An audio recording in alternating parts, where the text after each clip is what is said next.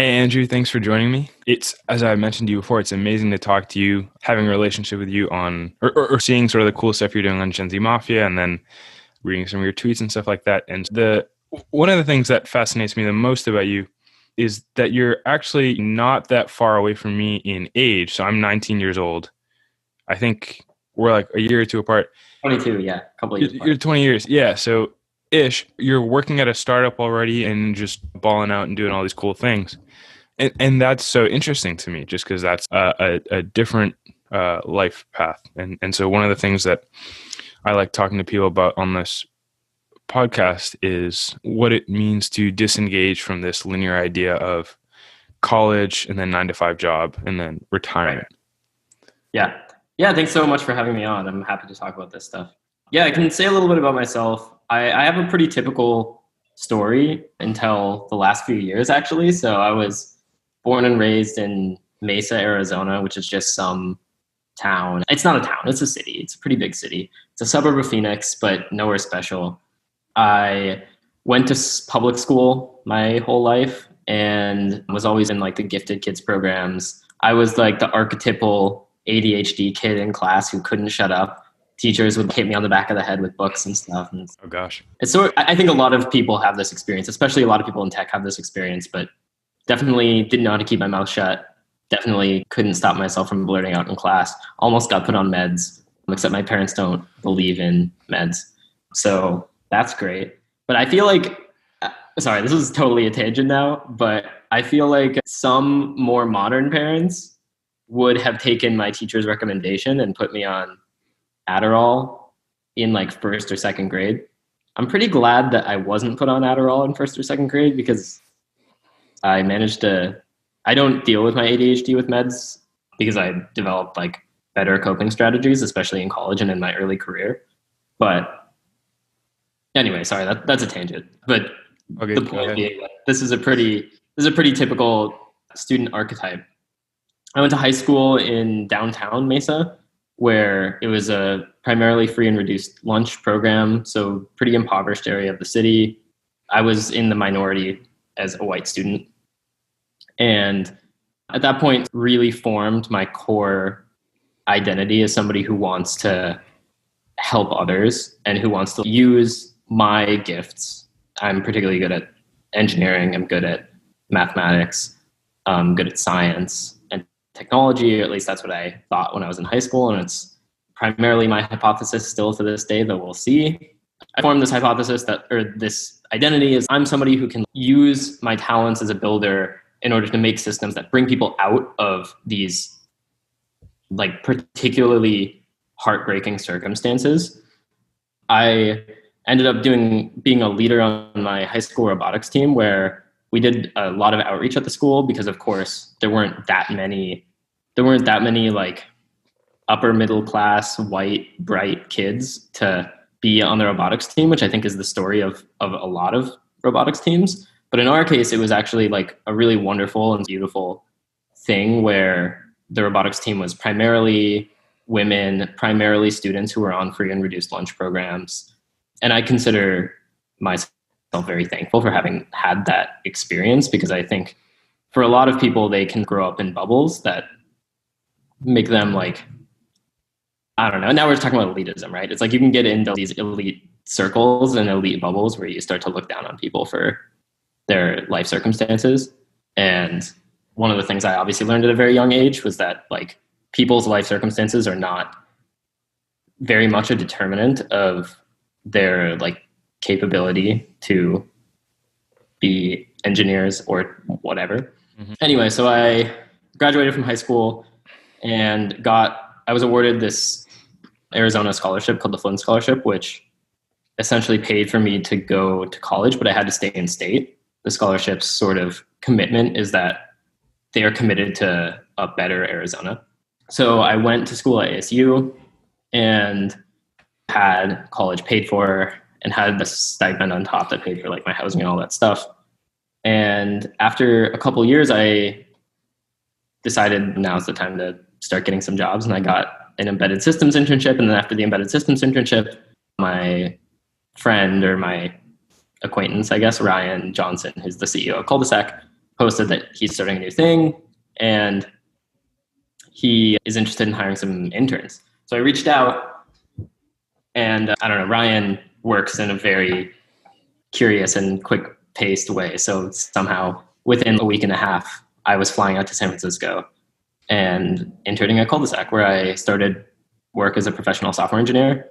And then I guess the rest is history. I dropped out of college shortly after I was given a full-time offer. And that's what I've been doing for the last 2.5 years, building the future car-free cities of America and all the software that is needed to support them. Yeah, you mentioned this sort of software engineer archetype. When I asked you the question, I wasn't actually expecting you to go that far back, but it was just funny for me because I think it definitely is a very similar story where people are particularly effusive at that age. And one of the things I'm most interested in, as I told you, is this idea of identity, of course. And so you talked about how you form this identity. This is what I do. I use technology to help people. And maybe that's not quite as nuanced as you put it, but I use technology to help people. And so when would you say you developed that idea? And how much does it factor into the work you do and the decisions you make around how to structure your career and things like that? Right. Yeah, it's hard to pinpoint exactly when I fully decided that I use technology to help people, as you put it. I remember that I wanted to be a lawyer when I first went to high school because I was really good at arguing, which seems to be like, it's like simultaneously the most naive and maybe like the funniest reason to choose a career of all time is I'm good at arguing, therefore I should argue for a living. Mm-hmm. But I think somewhere around my sophomore year in high school, I started getting really into engineering because of robotics. And there was something about that ethos of we're all coming together and we're all building something together. We're a team, and our goal is not just to win, but our goal is to grow, and to not just to grow like as a team, increase our membership, but like to grow individually. And there was something about that that was just so positive sum to me. And since then, I've really been obsessed with anything that allows you to grow the pie, so to speak. It's like, I myself have some amount of creativity or even wealth or whatever. I have some amount of like value capable, but like when I get together with somebody else and we start to collaborate, it's not just two people's worth of value. We don't just add that up. There's like some multiplicative effect where like the relationship between us ends up producing even more than either of us could produce on our own. And I think that sort of formative experience with building a robotics team led me to believe that like building things together with other people is probably the best way to change the world. Wow. Okay. Because you, and even in your, I think it's your Twitter bio, right? It mentions this phrase that you just mentioned, positive sum. And so when I think of positive sum, I think of markets. The way that you enrich yourself is by creating value for other people. And it's this particularly weird thing in technology. I don't know if you've noticed this, but people seem to take a particular satisfaction of understanding a concept and then their peers not understanding a concept. There's this weird sort of arrogance in CS, and maybe I know you were also in computer engineering. I don't know if you want to comment on that idea of just being in college and learning does not seem positive some at times, but I love this idea of the idea of positive sum actually involves other people. Of course, this pretty trite phrase being more than the sum of their parts, but it's absolutely true. Like when you build a real relationship with somebody, you have built something. And so there's you and there's them and there's your relationship, and the relationship is extra. And of course it takes some amount of effort to maintain that relationship too, and it's very nuanced. But yeah, I don't know exactly what feels off about education the way you were mentioning it, but I feel like I've noticed the same thing. I have this article that I wrote on my blog actually about, it's like on winners and losers, and it's about the education system and how it's a zero-sum game. Essentially, there's like a limited number of spots at the top, and we're all competing to be considered the best at a particular track. So you could think of it as everybody's put on a track and we're running like a marathon or something, and whoever finishes the marathon first is the winner. But in reality, like all it's testing is your ability to run that specific path that was set out in front of you. When if we had gone off the beaten path, then maybe we could all be winners. Right. In the end. And I think that can be like maybe the most frustrating part of education, is that like it puts you into this mindset where if I know something that you don't know, I have an advantage over you. And I want to maintain that advantage. Whereas instead, what we could do is I could say, I have a combination of skills that, even though I could teach you everything I know, enables me to be like extra specialized or something. And I think in the real world, you see that is much more common than in academia, where there isn't as much nuance to the skill sets that we acquire. Yeah. And if you're the person that's then going on, obviously there's 2 points there, right? If you have a certain skill set and then you assume that someone else is an expert at something else, then again, it goes back to this idea of creating a relationship that's more than just the two people involved. But also, if you're the person who's sharing your knowledge, then people might have the opposite reaction and just go, okay, here's someone that knows what they're doing. And that might elevate you even further. And yeah, I'm wondering, so I started thinking about positive sum thinking, when I started looking at some of your stuff, but also reading some stuff Eric Torenberg's written. Yeah, he likes to talk about this a lot. It's one of the things I appreciate about what he puts out into the world. Yeah. Okay, yeah. And this current moment is particularly dystopian. It feels there's this sour view on tech. And I think it's honestly, this is not what we said we were talking about before. I'm just wondering if you have any ideas about this, because I think traditional media is dying, and it will die very soon, because the New York Times is basically just becoming Netflix. And I think we've lost sight of this idea that innovation, as you said, grows the pie and enables people to live their lives in the way that they want to. Yeah, I think these sorts of topics are tricky because I guess the way I think of a lot of these sort of tech culture hot button issues, the way I think about it is like these are a distraction, actually.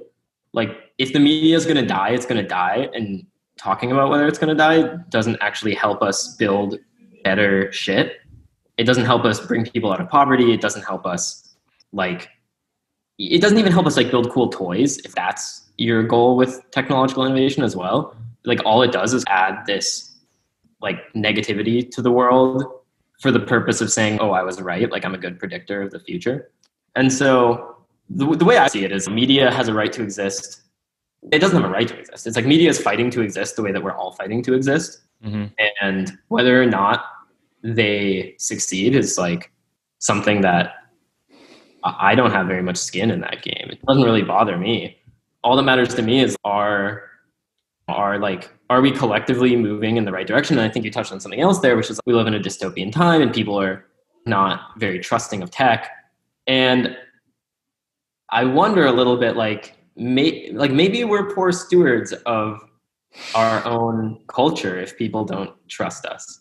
And I get it. It can be really frustrating to be working hard to change the world for the better and for people to spit at you and say like, you're making our lives worse. And I think that there's also some amount of validity in saying like the media is controlling the narrative and like they're putting out a narrative that is making us look worse than we actually are. On the other hand, my understanding of tech is that a lot of people are in this for the money and that like the drivers of innovation in this industry are venture capitalists who are fundamentally looking for returns on their investments, who like force acquihires in situations where like founders want to continue building. And I'm not trying to say like venture capitalists are evil, or I'm sure plenty of them are also trying to change the world. And they think that the best way they can change the world is by investing in hypergrowth companies.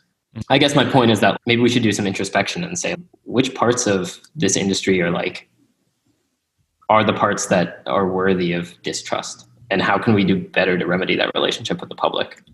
Yeah, there's a lot of particularly high focused attention on, as you said, this topic right now. And it's probably better to focus on building, like you said, as opposed to talking about, because it's good that you pointed out it's outside most people's locus of control. So I'm interested in something else that you said earlier. So you go to Culdesac, and it sounds like you were expecting it to be a summer internship, right? Yeah. At first, it was summer and I was enrolled for class in the fall, and I took an internship at one tech company as an embedded systems intern. And then I finished that internship and they offered me a job, but they had moved to Denver and I didn't want to work remotely Okay. that early in my career. And then so I applied to Culdesac, and Culdesac offered me an internship, and I sort of thought at the end of the summer I'll go back to school. But it was apparent to me quite quickly after I joined that they wanted me to stay full time. Sorry, continue the question. But it's just funny to me. I'm interested in how the internet can enable diversion in a great way, but can enable sort of new sort of life paths. And as you talked about it before, we're breaking out of this marathon, right? You step off the track and you create a different path for yourself. Right. And it's so funny that maybe funny is not the right word, but you do one internship, right? And it's just this fortuitous sort of serendipitous thing where you have a friend, you get another one, and then you're like, all right, I guess I'm not going to go to school anymore. And maybe that's not the whole story, but you've developed a relationship with the person who starts Culdesac. Yeah, it's a pretty generous way to put our relationship. I think we'd met like twice, but he made an impression on me. I don't think I made an impression on him particularly, but essentially he's an alumni of the scholarship program that I was talking about. It's called the Flinn Scholarship. And so we'd met at like a Flinn Scholars event, and I'd gotten to chatting with him. And I think to him, and this was a year before. So this was in my freshman year at college. Mm-hmm. I think to him, I was probably just another freshman, and we were having an interesting conversation. But to me, he came across as like remarkably competent, and he had particularly good career advice. And career advice is surprisingly hard to come by in college. This is one of the things that actually blew my mind as a college student, was that like, no matter how many people you asked, like not only would you get different advice from each person, but none of the advice seemed like concrete or actionable. It was just like, it's generally very ambiguous and generally also not very impassioned. But Ryan gave like very concrete, actionable advice, and he seemed very sure of that advice. So I remember thinking, this guy's really interesting. If I get a chance to work with him someday, I should do that. And then it just so happened that maybe that wish like manifested. I don't know. I'm not spiritual like that, but right, that's what maybe my parents would say. You asked the universe and it happened. And I think it probably gets back to what you were saying earlier, is that if you listen to what the majority of people say, there's this other point you made about most career advice being pretty ambiguous. But if you listen to what the majority of people say, then you still end up on the same path other people are going on, which doesn't enable you to play this positive sum game. Or maybe it does, but just not in the way that you probably want to. Or much later than you wanted to. Exactly. I think traditional advice is like, wait, be patient, wait your turn, it'll work out. Like that seems to be a pretty typical motif in advice. And I think that's just bad advice for most people. Yeah. One of the people I talked to was Wade Fletcher. And so he's starting this thing called Undercover VC, which is going to try to connect students at schools that don't typically see themselves as VCs with VC funding. But the reason that whole project came about is because he did one full stack internship, and he was just having a conversation with his boss at the end. And the guy asked, "What are you interested in?" And he said, "I might get into," so he's like a finance NCS major. So he was like, "Oh, I might do investment banking for a little while, or try to, do something else. And then I'll eventually get into VC, which is what I really want to do." And his manager was just like, "No, get into VC right now." Right, exactly. And yeah, he just started, it was so bizarre to me. He just started a scout network for VC programs as a sophomore in college. And I just love that attitude of, screw it, I'll do it right now. I think people underestimate how much effort it takes to do things, I guess, like in general, or they like underestimate, that's not quite the right way to put it. I think they underestimate how much permission they need to do things. It's like nobody's out here checking your permissions at the door. It's like either you're doing it or you're not doing it. And I think what a lot of people in college think is like, oh, I only have permission to like lead college clubs or to organize parties or to organize reading groups or something like that. But it's like, first of all, organizing parties that's a job. You're not getting paid for it in college, but like a lot of people do get paid for it, and it's not easy. And like you're just doing it. And that's the same way that people build companies. Like it's not easy to lead a successful robotics team in college at all. It's very difficult. And if you are actually successful, if you're one of those teams that's like consistently shipping and like building shit month after month or year after year, that's not easy, and people get paid to do that. And I think that people in their little box of like college clubs or whatever, they feel a lot of agency. But then when they think about the broader market, they don't feel that same agency, but it's really just the same thing. Yeah, I think it's no accident that Sudarshan was a party promoter at Clemson, and he made a lot of money doing it. And another story from that is, I'll just keep giving you stories from other conversations I've had, but I talked to someone who studied the creator economy for a while, and he describes it as the post-permission world, which I thought was a phrase that you would probably appreciate. Right, I like that. And he told me, he was like, I was 19, and he noticed he wanted to create a decentralized platform for musicians like 10 years ago. He wanted to let musicians take control of their art, and because distribution could, even 10 years ago, scale infinitely. You could put it on SoundCloud, you could put it anywhere.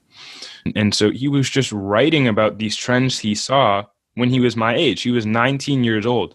And one morning he's shirtless, like playing Xbox, like eating like an old slice of pizza. And the head of Universal Europe calls him, and he almost drops the phone. And it just shows how much credibility he built just by talking about what he was seeing. And it made him, and then he literally created a decentralized platform for artists to sell their music in Europe. And he was 19. It definitely, I think post-permission world is a great way to put it. I think that's right. It's like once you lose that sort of mentality that you need your parents' permission, or you need your university's permission, or you need your boss's permission or whatever, you start to like really feel like an agency that allows you to, just build things. Mm-hmm. I think one of the things that, not to get too personal, but I think one of the things that shifted for me, having conversations like this and looking at what's going on out there, is it makes me feel more empowered to do things, right? As you talked about, it gives me a deeper sense of agency. And I think when people have a deeper sense of agency, that's when they go out and build things. And it sounds like you felt that too, because it's for a traditional student. I want to be careful with the language I use, but I think for most people who are getting any sort of summer internship and then transition almost immediately to a job and leave school, I think you need to have an enormous amount of confidence in yourself, right?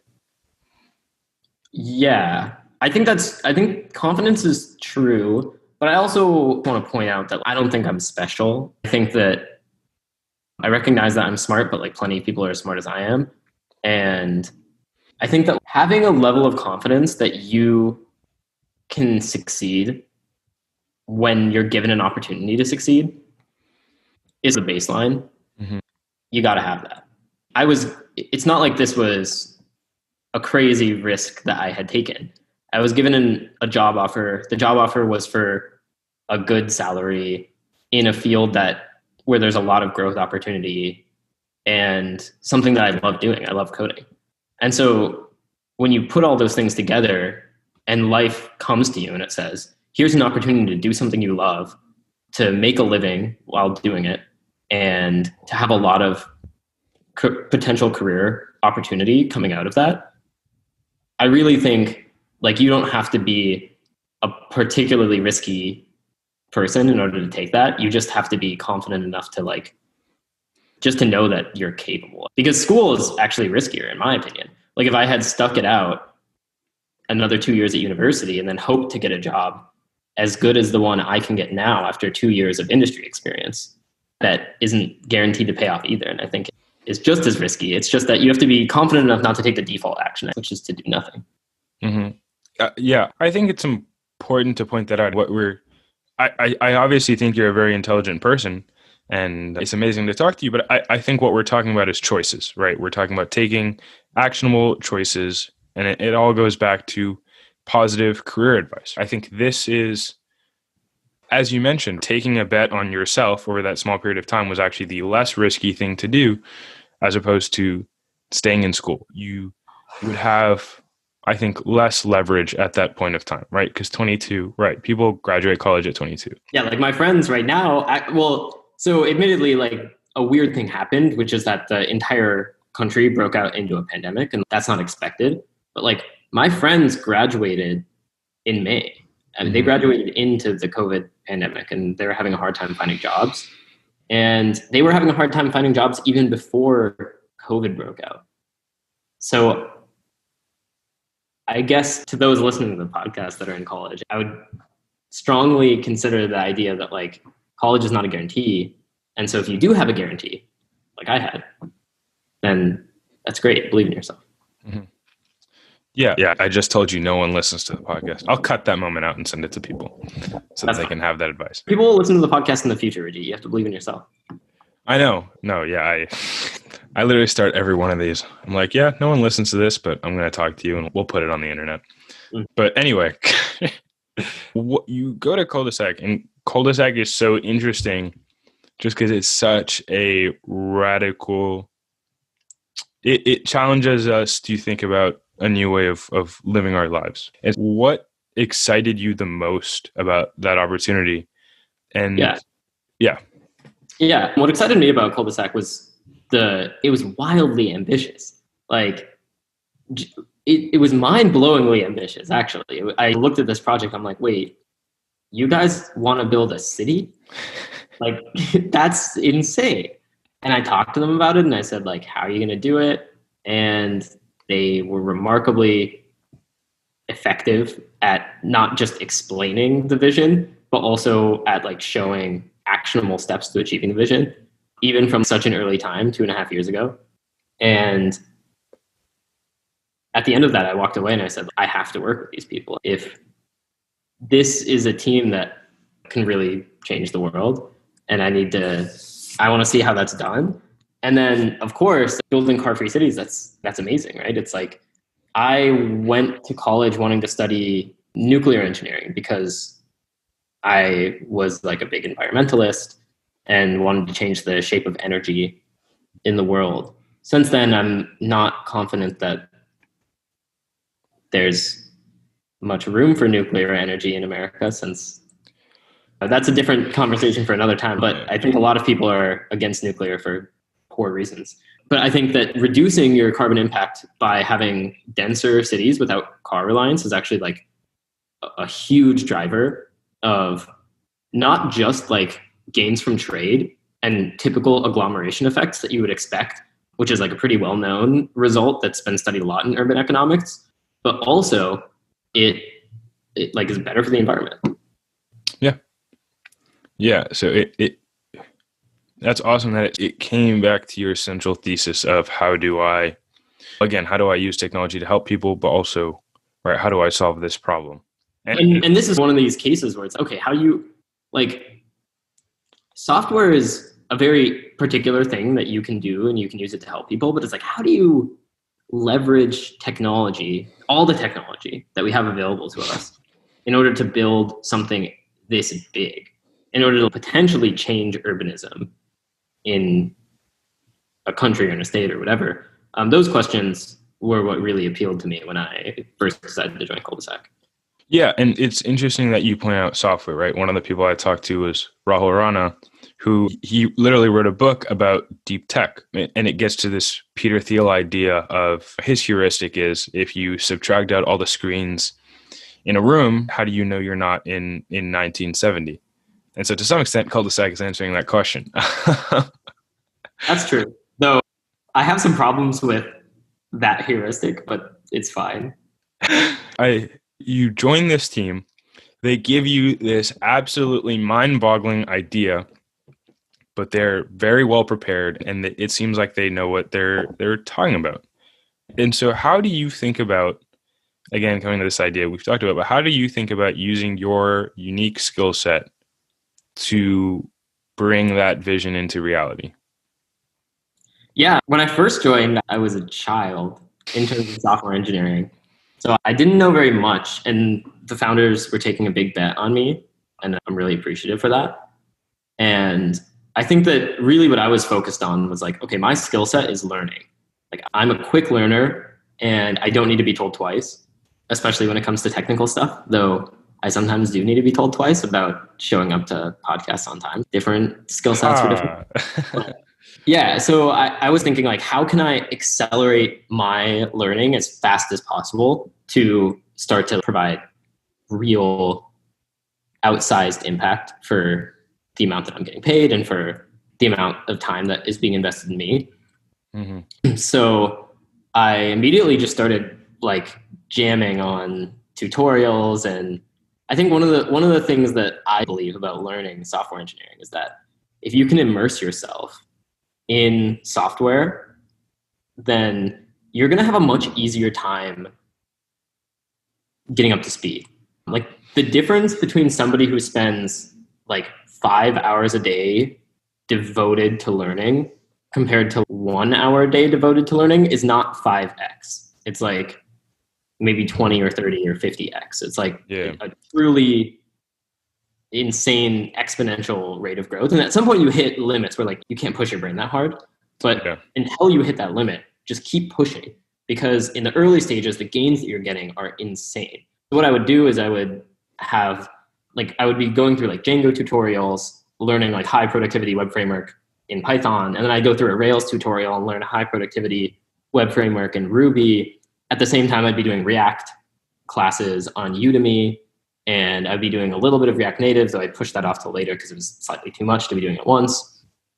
When I'd go to the bathroom, I'd have a free code camp on my phone, and I'd be like learning JavaScript syntax because I'd never done JavaScript before, actually. I was mainly a Python developer and a C. I was actually mainly a C developer. C was my best language because I had done embedded systems, and I was an electrical engineer. But I learned Python, of course, quite quickly. And so I was learning at multiple different levels. And I think that's really important. I think what happens to a lot of developers is they think I'm going to be coding in React, so I should learn React. Yeah. But it's like, if you can learn React and JavaScript, because obviously React is in JavaScript, right? But it's actually not quite the same, because if you're learning JavaScript in the context of React, you aren't learning all of JavaScript. And so if you do both at the same time, you start to be able to parse out in your mind, oh, this abstraction that I'm using, this is a React abstraction. React has provided this to me as a helper for this web application. And this function right here, this is a JavaScript abstraction. I don't need React for this. I could do this in any JavaScript framework. And that's obvious to an experienced software engineer, but to somebody who's just learning, it's actually really difficult to parse out like which parts of this are React and which parts of this are just vanilla JavaScript, and what's the benefit of React. And so when you watch YouTube videos and read books and go through tutorials and do the free code camp on your phone, and you're just doing it all, and you really embed yourself, like in your free time, you're reading like coding books, and on the clock, you're reading coding books. I think that you learn, it's almost like the difference between learning Spanish in the classroom or learning Spanish like in Spain. Whereas, in the immersion setting, you might start to feel overwhelmed, like this is too much. On the other hand, in the immersion setting, you're going to learn 10 or 20 times faster. Yeah, I want to get a little bit into this idea of learning how to code. So you talked about learning at different levels, right? And obviously people say learning React makes you a better JavaScript programmer. I haven't heard as many people say, but it's definitely correct. Learning JavaScript definitely makes you a better React programmer just because it's probably so obvious, myself included. And I can name a bunch of other people. Definitely think about approaching the hottest framework out there, right? React probably, in all fairness, won the framework wars, although Svelte's different. But Svelte is not the number 2 to React, for what it's worth. There's no way, right? It's not, right? Vue has some interesting stuff going on. But just thinking about it, right? React State, Vue data, and I think Angular sort of... I agree that React won the... died along there. But anyway, I just think Svelte is cool. But anyway, I think that, to, I guess, indict myself a little bit, it's definitely easy to plunge into, okay, this is the hottest framework. This is what will get me a job. This is what I should study. And I think what you're talking about was being more of a generalist and learning how software concepts could be applied across languages, which is what helped you do more damage. Right. It's like across languages and across frameworks. You'll start... It's just because I know that I'm going to be speaking Spanish in the household the most doesn't mean I should only learn the names of like household objects or something like that. Even though that's like passable, that's a theoretically you could get by doing that. But like the context of the broader possibilities in software allow you to become a full stack engineer very quickly. And when you're full stack like that, you start to, anytime that a problem comes up, you start to think of 2 or 3 ways of solving the problem. And it's which of these 2 or 3 ways is best, instead of like, how can I force the one hammer that I have to solve all of my problems? You build like a tool set that enables you to solve a lot more problems. And that's like a utilitarian way to look at it. It's, oh, I learned multiple languages and I learned multiple frameworks because they're each a different tool and you use them for a different job. And that part's definitely true.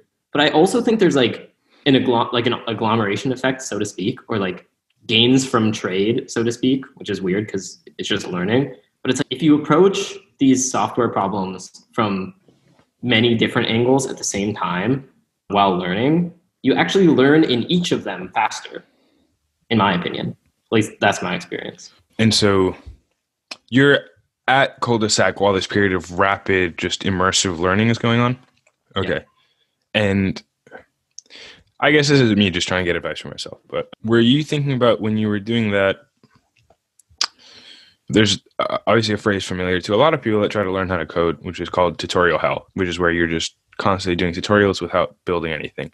So I'm interested in how you thought, or whether you thought about little small time box projects, or how did you not convince yourself, but how did you measurably see that you were getting better and getting more knowledgeable about these sorts of things? So in the early days, it's pretty easy to know that you're getting better. First of all, I would recommend, like, one way to get out of tutorial hell that's not a too hard way to get out of tutorial hell is just, I don't know, like the project. But so I think for Culdesac, that was somewhat easy. It's okay, we need a web server. I'm going to build a web server. And then you still do all the tutorials. You just also have your same project. And so if you have this one project that you keep coming back to and you keep like improving it with better and better abstractions, and I don't necessarily mean improving it by like rewriting all your code. We don't want to get into refactor hell either. But if you keep improving it by like whenever you need to add a feature, just do it the best way that you can. I think that you can actually pretty easily compare your progress because you have this like reference point. Oh, I was working on this project last month and it took me like a week to build out this like full service layer, which included like a data model and API access. And I did it in 2 hours this time. So I'm just getting a lot better. I think that I would recommend sticking to one project for quite a while, I guess, as the best way to measure progress over time. Yeah.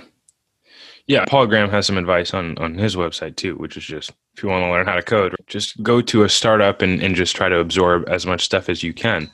And one of the interesting, less talked about effects of that is we can't really become what we can't see in some sense. So you were not only learning how to code, but you were also just learning how to be a software engineer. Sorry, could you say it again, please? What on earth? Sorry about that. I guess I'll edit that out later. But you were learning how to be a software engineer from people who obviously were very competent software engineers. Yeah, actually, it's a sort of unique story at Culdesac because the founders of the company aren't technical. So I was the only software engineer. Right. Yeah. Yeah. I guess it gets to this idea of what Culdesac does goes way beyond the typical software company. In fact, it's in my opinion, comparative advantage. But that maybe that's a longer conversation and is quite nuanced. When I saw it, I thought building car-free cities, that's nuts. And then I read that Culdesac acquired a plot of land in Temple, Arizona. I'm like, okay, cool. And I don't want to say that I've been like following this over a long period of time. When I sat down to interview you, I got interested. And so I don't want to say if Culdesac works out, but if this project works out, right, what are the benefits that you're most looking forward to in the changes in the way that people live their lives? Because I think there's other sort of second and third order effects, right? If we talk about denser cities, that's more face-to-face interaction, right? So people develop better, healthier relationships with their neighbors. But there's all sorts of interesting considerations going on there. What do you do if a natural disaster strikes, right? How do you evacuate people? It's not that I'm necessarily asking you all those questions. What sort of, I don't know, what aspect of all that do you think about the most, maybe? Yeah, obviously I don't speak on behalf of Culdesac or anything like that when I talk about what I'm most excited about for the project. But personally, in the days where I get to live in Culdesac 1, which I'm really excited about, I think what I'm looking forward to most is like the intentionality of the space. It's okay, like we've all come together to live in a place that's fundamentally different than most places in this country. And therefore we have some sense of shared kinship. It's like we are here because of some shared mission. And even though we can't all be friends, it's 1,000 people, it's very large, I can at least be friends with my neighbors. And one of the design choices that I'm really excited about as well is that we have all these exterior staircases. There are no interior staircases. There are no long hallways. And so you just walk up the exterior staircase right to your door. You open your door and now you're in your apartment. And so like the moment you leave your apartment, you're in a courtyard, you're in this communal space, you're with your neighbors. Instead of the communal space in a typical apartment complex is like a hallway that's pretty anonymous and like pretty dark. The shared space in this case is a beautiful courtyard that leads to a paseo. And I think personally, that is what attracts me to the idea of living at Culdesac. Mm-hmm. And yeah, you're in this fascinating situation where you're building something that you're going to use, which I guess happens to a lot of people. But everybody, if you're not going to use what you build, maybe somebody else should be building it. Yeah. And I mean that in the sense that it's not like other people don't do that, but you are literally like living in what you build. And when you started at Culdesac, so you've been at Culdesac for 2.5 years now. And so the size of the team was 3 people, 4 people when you joined? 4 people. 4 people. And now I'm sure it's much bigger than that. And what excites you the most? I'm just trying to ask a question that you can answer, but what excites you the most about the direction of Culdesac's progress? Yeah, honestly, everything. Like, it's just the fact that it's going to happen, I think, is maybe the most exciting. Right, really yeah. People like, come to you with this moonshot idea, and okay, yeah. It's like the team growing is exciting, and the engineering team growing is exciting, and my skill set growing is exciting, and it's all exciting. I think what's most exciting is that one day I'll be able to live in it, like it's actually going to happen, and that's I can't wait. Very exciting time. Right. Yeah, I'm excited for you. Yeah, dude. If you want to join, then join the waitlist. Yeah. So to take a small tangent, Arizona is just an amazing place. But I love Arizona. I'm a stan, honestly, huge stan for Arizona. Highly recommend. If you are sick of San Francisco, go to Tempe. It's a great place to be. Too, for what it's worth. I feel like a lot of people have been hating on San Francisco lately. I don't want to shit on San Francisco, but. Right. Yeah. Particularly on Twitter, it's like people are going to Austin and Miami, and I honestly just don't see that happening. So I see Austin happening, but only a little bit. I think I totally agree with your take that I don't see this happening. Like these cities, I've spent some time in Austin. Mm-hmm. So are you telling me that all the young tech people all of a sudden are just going to buy cars and buy houses in the suburbs and then drive 20 minutes to see their friends? Mm-hmm. Because I don't buy that. Like, I don't think that's what the young, cool people are going to be doing. The young, cool people are still not going to have cars, and they're still going to live in like dense metropolitan areas, and they're still going to want to take an Uber to their friend's house, which is only like 5 minutes away. Any place that's been an attractor function for people who broadly want to change the world, are excited about the potential of technology, even just through Gen Z Mafia, we see so many young people flocking to SF all the time. It's hard to imagine that something will shift so quickly. Right. But yeah, the thing about Arizona, I went to Sedona, Arizona, which is honestly mostly like super old people over there. But it's just beautiful. It's unbelievable. It's like touristy place or a place to settle down and retire or whatever. And it's, yeah, stunning. Very beautiful. Amazing desert landscape in Sedona. Yeah. So the last question I always ask all of my podcast guests, which you've answered before, so maybe I'll try to find a different take on it for you. But it's, what excites you the most about the future?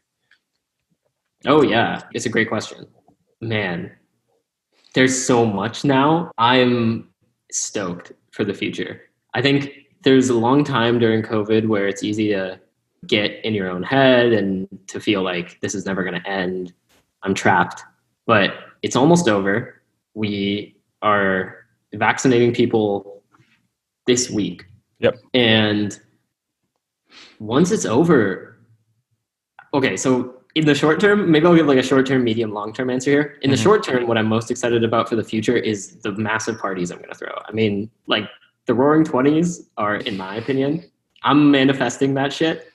So I'm going to throw some major parties. I've never been a party thrower, but being trapped in your house for over a year really changes things. I have a co-living house in San Francisco, and I'm about to make it like a major hub for everybody to party, and that's going to be great. In the medium term, I think I'm ridiculously excited about tech. Biotech seems to be shooting off. We have our first mRNA vaccine. We have CRISPR, which has been in the works for a little while. AlphaFold just solved a grand challenge for protein folding.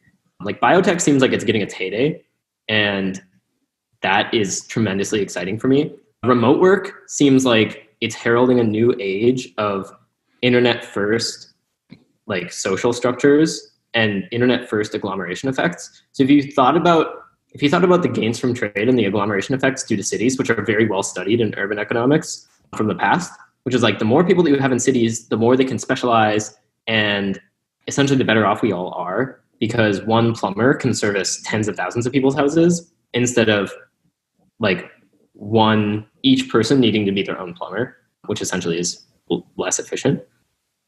Now it's like that, but for everything, it's almost like the whole world is becoming one city, and that is pretty remarkable to me. And then, man, we're getting like, I think automation is still, the ball's still rolling on automation. It's been rolling for a while, for the last 20 years, but we're still automating more and more things every day. And eventually, like, humans aren't going to have that much more work to do.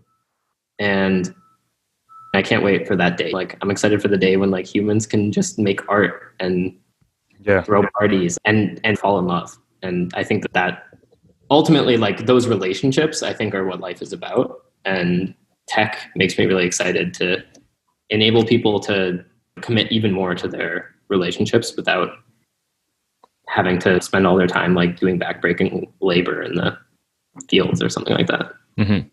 Yeah, there's tremendous space for advancements in research and manufacturing and energy. Oh, in space. Yeah, I totally forgot about space. Space is going crazy right now. Like Starship just got test flighted. The space manufacturing industry we're finally seeing like the first wave of space manufacturing is maybe going to start up soon. We'll see how like Blue Origin works out. Yeah. It's hard to say.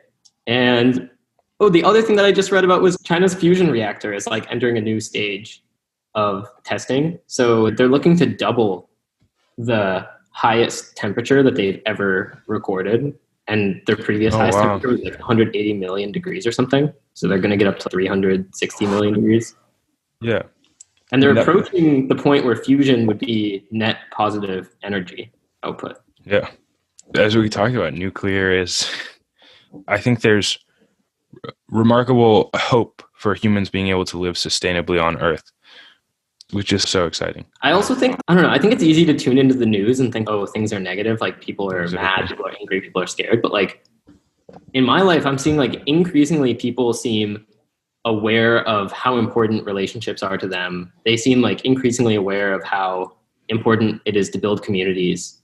And as somebody who is passionate about building communities myself, I think that the upcoming 20s are going to be this amazing era of communities being like forming spontaneously all over the world. And I can't wait for that as well. Yeah. The internet gives us so much possibility in terms of curating our life, whether it's the people we want to be around, what we want to work on. It's really letting us take control and design our lives the way we want to. So it's so exciting to talk to you. The best conversations are the ones where I leave more energized than when I came in. So thanks so much for that. And yeah, I really appreciate you making the time. Thanks so much, Andrew. Yep. You too. All right. Take care.